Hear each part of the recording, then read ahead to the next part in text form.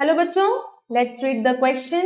The question says, write a newspaper report on the Jallianwala Bagh massacre.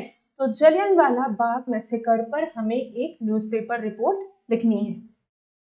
The Jallianwala Bagh massacre took place on 13th April 1919. तो Jallianwala Bagh incident ये 13 अप्रैल 1919 के दिन हुआ था.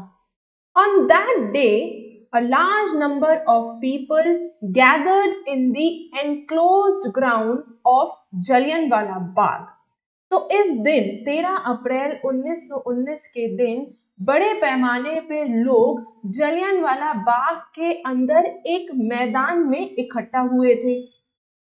Some of them came to protest against the Oppressive Rowlatt Act. ये जो Rowlatt act पास हुआ था, इस एक्ट के तहत गवर्नमेंट के हाथ में ये पावर आ जाती है कि वो किसी भी पॉलिटिकल प्रिजनर को बिना मुकदमे के 2 साल के लिए जेल में बंद कर सकती है. इस एक्ट को यहाँ पे लोग जो हैं वो प्रोटेस्ट कर रहे थे.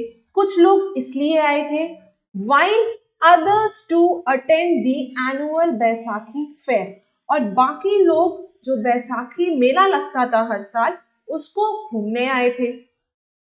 Martial law was imposed in Amritsar, but many villagers were not aware of this fact as they had come from outside the city. तो अमृतसर में मार्शियल लॉ लागू था, लेकिन बहुत सारे विलेजर्स जो हैं, जो गांव से लोग आए थे, उनको वो लोग इस बात से अनजान थे. उनको पता नहीं था कि मार्शियल लॉ लगा हुआ है अमृतसर में. क्यों? क्योंकि वो लोग शहर के बाहर से आए थे.